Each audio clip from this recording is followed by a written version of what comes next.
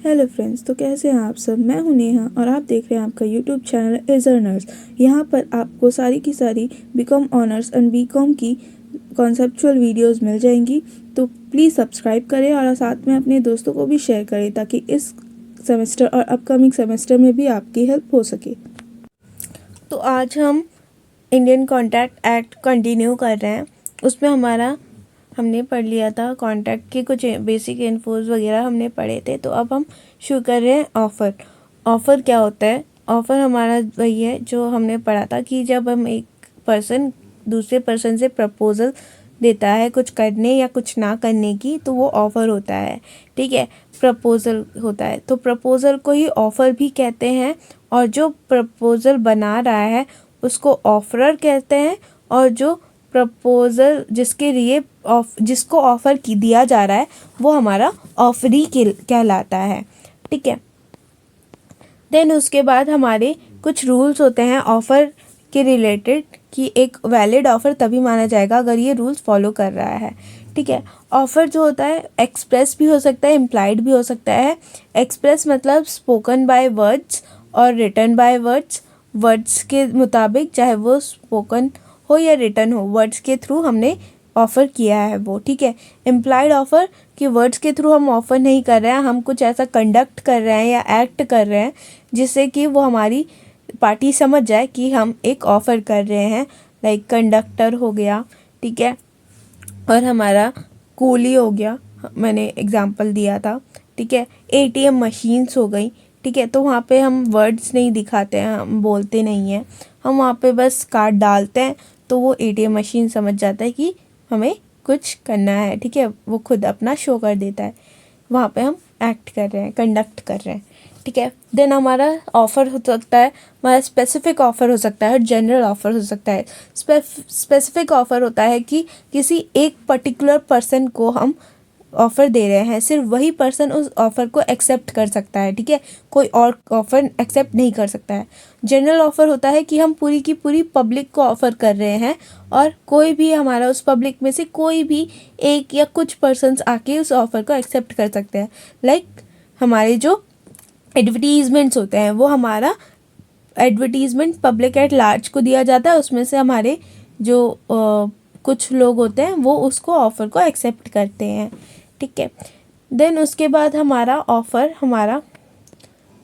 हमारा जो है लीगल ऑब्लिगेशन के लिए होना चाहिए कि एक लीगल रिलेशनशिप क्रिएट कर रहा है वो, तो वो हमारा ऑफ़र ऐसा ही होना चाहिए कि वो लीगल ऑब्लिगेशन क्रिएट कर रहा है।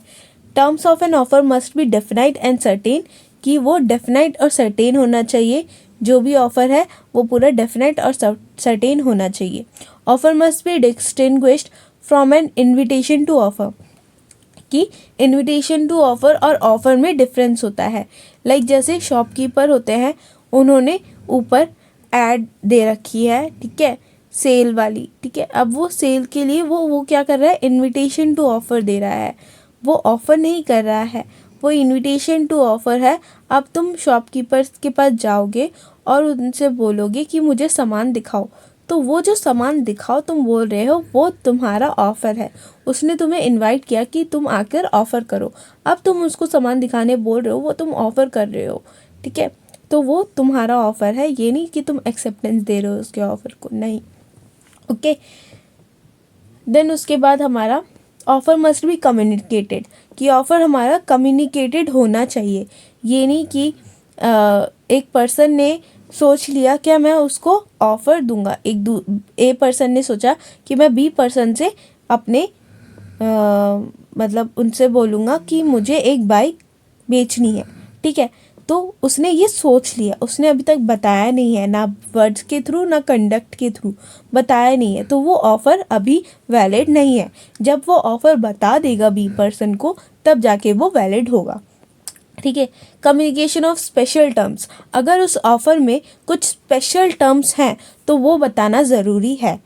लाइक जैसे अगर हम जब ड्राई क्लीनिंग को देते हैं तो उसके रिसिप्ट में कुछ नोटिस वगैरह लिखा होता है कि अगर आपका सामान खो गया या कुछ हो गया तो उसके रिलेटेड वो हमारे स्पेशल टर्म्स है। ठीक है, तो वो कम्युनिकेटेड होना ज़रूरी है।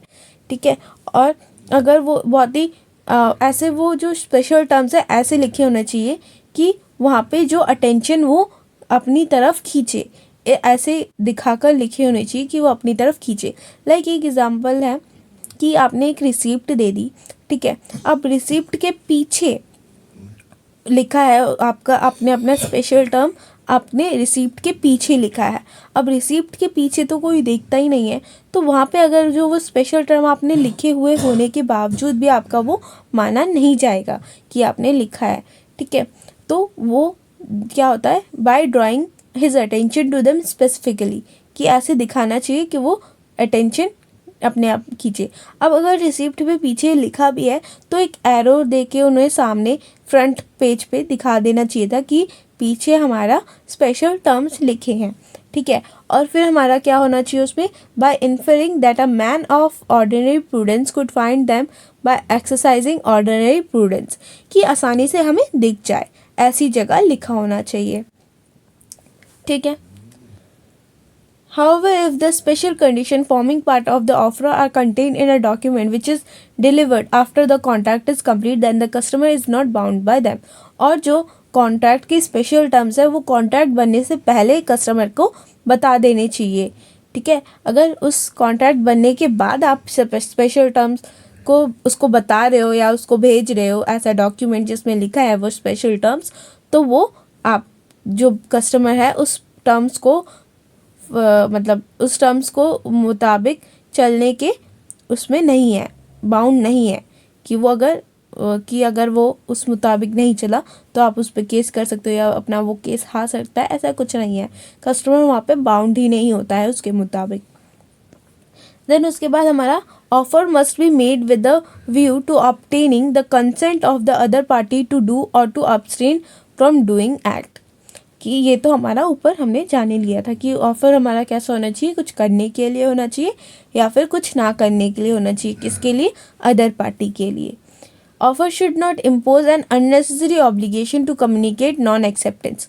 अब ऑफ़र ऐसा नहीं होना चाहिए कि उसमें तुमने ये मतलब ये टर्म लगा दी कि अगर तुम इस टाइम तक, एक लिमिटेड टाइम तक अगर तुम मुझे एक्सेप्टेंस नहीं देते हो तो मैं ये मान लूँगा कि तुमने एक्सेप्ट कर लिया है, ऐसा नहीं हो सकता, ठीक है। ऑफ़र कभी भी एक्सेप्टेंस वाला नहीं हो सकता, ठीक है। देन उसके बाद offer to make an offer is not an offer. Offer तुमने सामने वाले को ऑफ़र किया है कि तुम मुझे ऑफ़र करो, वो एक ऑफ़र नहीं है। लाइक इनविटेशन टू ऑफ़र हमारा जो था, वैसे ही वहाँ पे क्या है, शॉपकीपर ने एडवर्टीज़मेंट दी है, मतलब बैनर लगाया है, तो वो हमारा इनविटेशन टू ऑफ़र है। वो अब आगे वाले पर्सन को बोल रहा है कि तुम मुझे ऑफ़र करो, तो वो एक ऑफ़र नहीं है, ठीक है। देन उसके बाद टेंडर हमारा क्या होता है, टेंडर में हमारे दो टाइप ऑफ ऑफ़र होते हैं, एक डेफिनेट और सिंगल ऑफ़र और एक स्टैंडिंग और एन ओपन ऑफ़र। डेफिनेट और सिंगल ऑफ़र है कि एक पर्टिकुलर ट्रांजैक्शन के लिए ऑफ़र दिया गया है। लाइक हम जब टेंडर्स बुलाते हैं तो हम उनसे बोलते हैं एक स्पेसिफिक ऑर्डर के लिए हम उनको ऑर्डर करते हैं और उस ऑर्डर को ख़त्म होने के बाद वो ऑफ़र भी ख़त्म हो जाता है, ठीक है। तो एक स्पेसिफिक ऑर्डर का हम ऑफ़र कर रहे हैं। पर अगर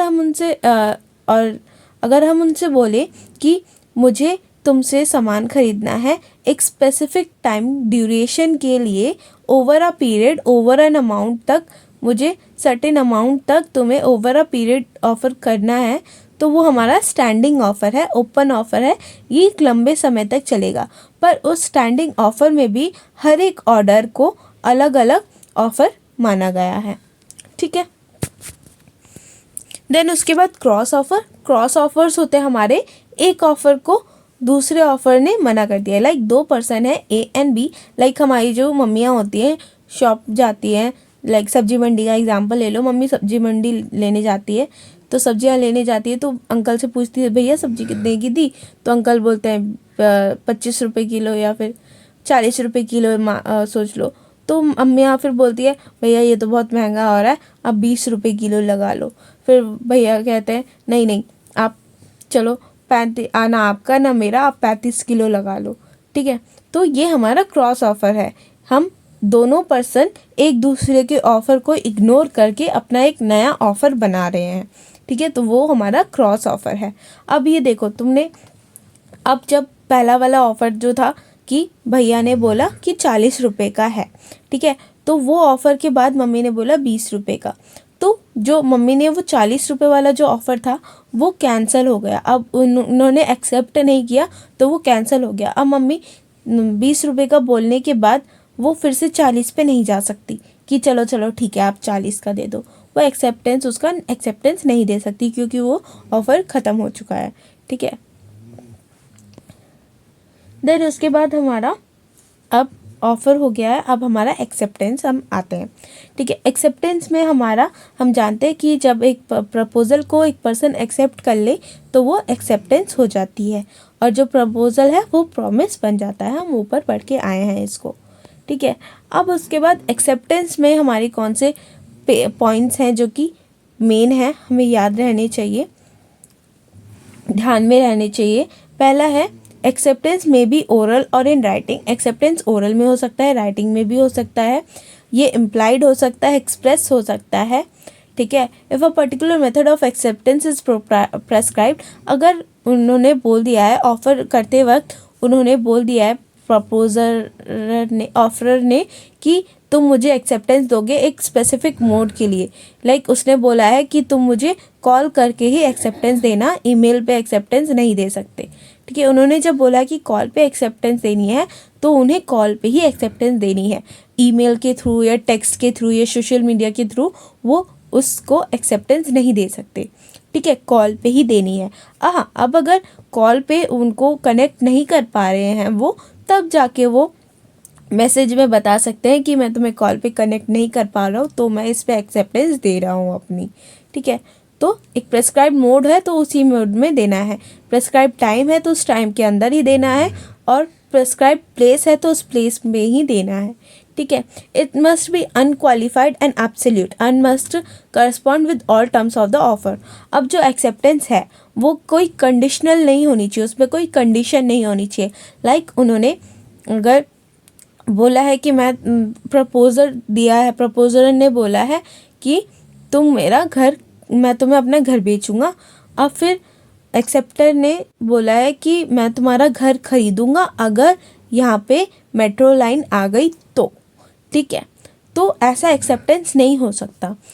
एक्सेप्टेंस जैसा प्रपोज़र है वैसा ही एक्सेप्टेंस, उसी पे ही उसी टर्म्स में ही एक्सेप्टेंस भी होनी चाहिए, ठीक है, तब जाके वो एक्सेप्टेंस मानी जाएगी। अगर वो कंडीशनल है तो वो एक्सेप्टेंस नहीं मानी जाएगी, ठीक है। देन उसके बाद हमारा a counter offer of acceptance will also amount to reject of offer but the counter offer may be accepted और rejected by the other party.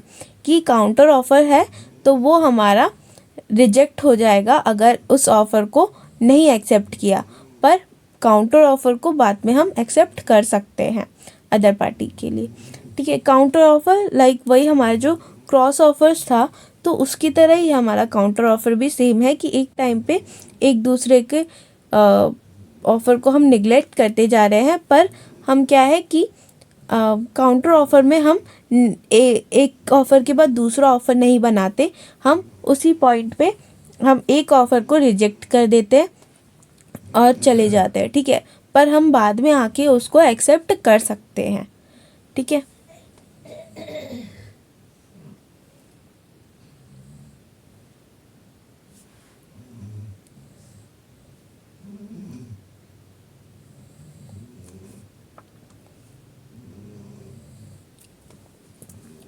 Then उसके बाद हमारा it must be communicated to the officer since acceptance is completed the moment it is communicated. तो acceptance हमारी तभी मानी जाएगी जब वो कम्युनिकेट हो रही है, जब वो ऑफरर के नॉलेज में आ गई है। लाइक एग्जांपल, उन्होंने एक पर्सन ए ने बाइक बेचने का ऑफ़र दिया, बाइक बेचूंगा मैं तुम्हें, बी को ऑफ़र दिया। अब बी ने सोचा कि घर पे उसने जाके सोचा कि चलो मैं उसकी बाइक ख़रीद लेता हूँ, मेरे बेटे को गिफ्ट कर दूँगा। उसने सोच के अब वो उसने जो है मैसेज जो भी उसको थ्रू लेटर भेजना होगा तो उसने लेटर में रख के लिख के रख दिया, ड्रॉर में रख दिया। अब फिर उसको वो पोस्ट करना भूल गया, तो जब तक वो जो लेटर है वो ए पर्सन तक नहीं पहुंचेगा तब तक ऑफ़र एक्सेप्टेंस नहीं माना जाएगा। उसके ड्रॉअर में ही पड़ा रह गया, उसने कभी पोस्ट ही नहीं किया, तो उसने वो एक्सेप्टेंस हुई नहीं है। तो ये नहीं बोल सकता कि मैंने तो भाई वो बी पर्सन है वो उसने ड्रॉअर में रख दिया और वो भूल गया, उसको लगा कि उसने एक्सेप्टेंस दे दी, तो अब वो ए पर्सन के पास गया अपनी गाड़ी मतलब बाइक खरीदने, तो उसने बोला मैंने तो बेच दी सी को, तो फिर वो अब उस पर केस नहीं कर सकता, ए पर्सन पे केस नहीं कर सकता कि मैंने तो एक्सेप्टेंस दी थी, तुमने ऐसे कैसे बेच दिया। अगर केस करे भी तो भी वो जीत नहीं पाएगा। ठीक है, फिर उसके बाद mere silence on the part of offeree does not amount to acceptance. अब वो देखो हमने ऑफ़र में भी पढ़ा था कि ऐसा ऑफ़र में ऐसी कंडीशन नहीं हो सकती, अगर तुमने इस टाइम के अंदर अंदर मुझे एक्सेप्टेंस नहीं दी तो मैं मान लूँगा कि तुम्हारी एक्सेप्टेंस हो गई है। वैसे ही ये वाला पॉइंट है कि अगर ऑफरी कुछ नहीं बोलता तो हम ये नहीं बोलेंगे कि उसने एक्सेप्टेंस दे दी है। अगर वो कुछ नहीं बोल रहा तो ऐसा बिल्कुल नहीं मान सकते हम कि उसने एक्सेप्टेंस दे दी है, मतलब कि उसने अभी तक एक्सेप्टेंस नहीं दी है।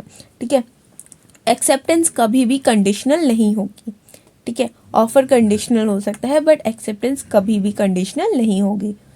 The acceptance should be given if there a time limit is fixed और otherwise at a reasonable time and before the offer lapses और इज रिवोक्ड। कि एक्सेप्टेंस हमारी अगर एक टाइम लिमिट है तो उस टाइम लिमिट के अंदर अंदर होनी चाहिए, और अगर टाइम लिमिट गिवन नहीं है तो भी हमारा वो इन्फिनिट टाइम नहीं मानेंगे हम। एक रीज़नेबल टाइम जो कि गवर्नमेंट ने रूल बुक में लगा रखा है, रीज़नेबल टाइम उस केस के मुताबिक जो होगा उसी टाइम के अंदर अंदर उसको एक्सेप्टेंस देनी है। और रिवोक होने से पहले अगर ऑफर ने ऑफ़र को आपने रिवोक कर दिया, कैंसिल कर दिया, रद्द कर दिया, उससे पहले एक्सेप्टेंस हो जाए तो फिर माना जाएगा एक्सेप्टेड है। और ऑफ़र अगर एक्सेप्टेंस एक बार ऑफ़र एक्सेप्टेंस हो गई उसकी तो उसके बाद वो रिवोक भी नहीं कर सकता ऑफरर अपने ऑफ़र को। ठीक है, तो रिवोक होने से पहले भी हमारी एक्सेप्टेंस ज़रूरी है, तभी एक्सेप्टेंस मानी जाएगी। और अगर रिवोक होने के बाद एक्सेप्टेंस हो रही है तो वो एक्सेप्टेंस नहीं मानी जाएगी। ठीक है, देन उसके बाद हमारा है, अभी तक हमने जाना कि हमारी वैलिड ऑफ़र और वैलिड एक्सेप्टेंस कब मानी जाती है। अब हम जानेंगे कि हमारी ऑफ़र और एक्सेप्टेंस का कम्युनिकेशन कब पूरा होता है और हमारा ऑफ़र एंड एक्सेप्टेंस के रिवोकेशन का कम्युनिकेशन कब पूरा होता है। कम्युनिकेशन मतलब है कि प्रोसेस ऑफ सेंडिंग एंड और bringing any matter to the knowledge of the person to whom it is directed. कि उस पर्सन जिस पर्सन को हमें कम्युनिकेशन करना है उस पर्सन की नॉलेज तक पहुंचाना हमारा कम्युनिकेशन होता है। ठीक है, अब देखो ऑफ़र का कम्युनिकेशन तो हमारा है the proposal is complete when it comes to the knowledge of the person to whom it is made. मतलब प्रपोजी ऑफररी। ठीक है, तो जिसके लिए हम ऑफ़र बना रहे हैं, जिसको हम ऑफ़र दे रहे हैं, जिसको हम प्रपोजल दे रहे हैं, उसके नॉलेज में जब हमारा ऑफ़र आ जाए तो हमारा ऑफ़र का कम्युनिकेशन कंप्लीट हो जाता है। देन उसके बाद एक्सेप्टेंस का कम्युनिकेशन कब पर कंप्लीट होता है। एक्सेप्टेंस का communication is complete as against the proposal. अब देखो एक्सेप्टेंस में हमारे दो पहलू हैं। ठीक है, एक हमारा प्रपोजर के अगेंस्ट में कब कंप्लीट हो रहा है और दूसरा हमारा प्रॉमिसी के अगेंस्ट में कब कंप्लीट हो रहा है। ठीक है, तो प्रपोजर के अगेंस्ट में हमारा कंप्लीट हो जाएगा जब हम अपने एक्सेप्टेंस को ट्रांसमिशन में डाल देंगे। ठीक है, हमने जो प्रॉमिसर है, प्रॉमिसी है एक्सेप्टर जो एक्सेप्ट कर रहा है, ठीक है, उसने जो लेटर है या फिर जो भी उसका एक्सेप्टेंस मोड है उस एक्सेप्टेंस मोड में उसने जाने के लिए भेज दिया है। ठीक है, अब जब उसने अपनी एक्सेप्टेंस दे दी है तो अब जो सामने वाला हमारा ऑफरर है वो उस ऑफ़र को रिजेक्ट नहीं कर सकता। मैंने पहले भी बताया कि एक बार एक्सेप्टेंस हो जाए तो उसके बाद ऑफ़र हमारा रिजेक्ट नहीं हो सकता। तो हमारा वो अब जो ऑफरर है, प्रपोजर है, उसके हाथ से वो जो कंट्रोल है, ऑफ़र का कंट्रोल, वो खो चुका है। इसीलिए अगेंस्ट द प्रपोजर हमारा एक्सेप्टेंस कंप्लीट मान लिया जाएगा जब वो एक्सेप्टर हमारा उस कम्युनिकेशन को भेजने में भेज चुका है। ठीक है, अब देखो अब वो जब कम्युनिकेशन भेज चुका है, एक्सेप्टर भेज चुका है, अब तो ऑफरर वाले के पास कंट्रोल नहीं है कि उसको ऑफ़र को कैंसिल कर सकते, पर एक्सेप्टर के पास अभी भी कंट्रोल है कि वो अपने एक्सेप्टेंस को कैंसिल कर सके। तो इसीलिए जब एक्सेप्टर, देखो अब जब ऑफरर के नॉलेज में वो एक्सेप्टेंस आ जाएगी, तब एक्सेप्टर ऑफरर को पता है कि एक्सेप्टेंस मिल चुकी है, तब क्या होगा कि एक्सेप्टर जो है, जिसने एक्सेप्ट किया है, वो उसके कंट्रोल में नहीं रहेगा उसको कैंसिल करना। ठीक है, अपने एक्सेप्टेंस को कैंसिल करने का कंट्रोल उसके पास नहीं रहेगा। तो जब कम्युनिकेशन ऑफ एक्सेप्टेंस ऑफरर के नॉलेज में आ जाए, तब अगेंस्ट द प्रोमिसी या फिर against the acceptor is complete, communication of acceptance is complete against the acceptor when the acceptance, communication of acceptance comes into knowledge of offerer। ठीक है, अब उसके बाद रिवोकेशन ऑफ ऑफर। सबसे पहले हम पढ़ेंगे रिवोकेशन ऑफ ऑफर। तो ऑफर का रिवोकेशन मैंने पहले भी बताया, जब तक वो एक्सेप्टेंस ना दे दे तब तक वो अपने ऑफर का रिवोकेशन कर सकता है। ठीक है, तो अब ऑफ़र का रिवोकेशन करने की कम्युनिकेशन कैसे उसको मिलेगी। अब देखो, अब जब जो प्रपोज़र ही अपने ऑफ़र का रिजेक्शन करेगा ना, रिवोकेशन करेगा अपने ऑफ़र का, एक्सेप्टर तो करेगा नहीं। तो जब कम्युनिकेशन का अपने लेटर को, उस जो ऑफरर है अपने लेटर को ट्रांसमिशन में डाल दे, तो उसके ऑफरर के अगेंस्ट, ऑफरर के कंट्रोल से वो चला जाएगा। तो अगेंस्ट द ऑफरर वो कंप्लीट हो चुका है। और जब एक्सेप्टर की नॉलेज में आ जाए, तो अगेंस्ट द एक्सेप्टर वो कंप्लीट हो जाएगा, जब उसको revocation, communication of revocation of offer मिल जाएगा। ठीक है, वैसे ही सेम, अब जब एक्सेप्टर अपने एक्सेप्टेंस का रिवोकेशन कर रहा है, तो वो तो कब करेगा, एक्सेप्टेंस देने के बाद करेगा ना।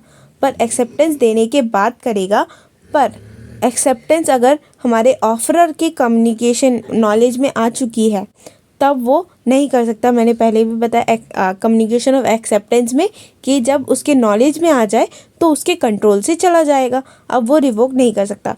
तो अगर वो communication of revocation of acceptance वो कर रहा है, तो वो एक पहली बात ऑफरर के नॉलेज में आने से पहले कर सकता है, और जब वो ट्रांसमिशन में डाल देगा अपना लेटर, अपना रेवोकेशन, तो उसका अपने कंट्रोल, अपने अगेंस्ट, एक्सेप्टर के अगेंस्ट कंप्लीट हो जाएगा।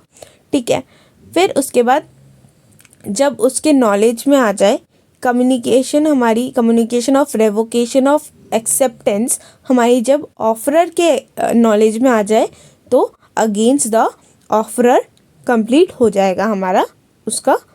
ठीक है, अब देखो, अब जो एक्सेप्टर है, ठीक है, उसने तो अपनी एक्सेप्टेंस की जो लेटर थी वो भी भेज चुका है, और अपना रेवोकेशन का लेटर भी भेज चुका है।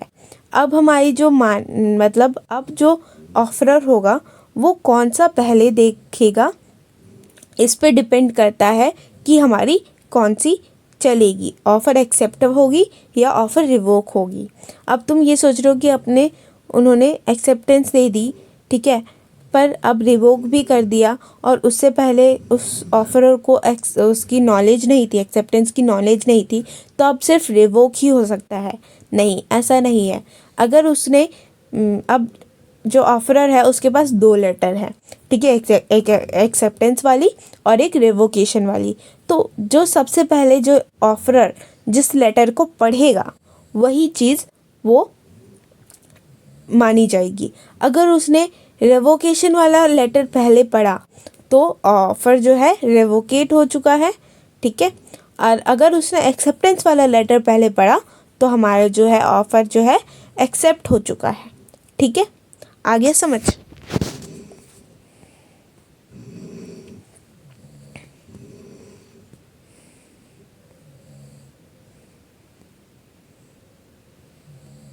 मैंने बता दिया है सारा।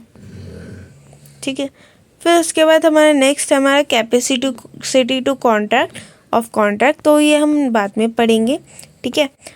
यहाँ तक समझ आ गया हो तो please like share and subscribe the channel, and description में टेलीग्राम चैनल्स के लिंक हैं, आप उसमें ज्वाइन कर सकते हैं। Thanks for watching.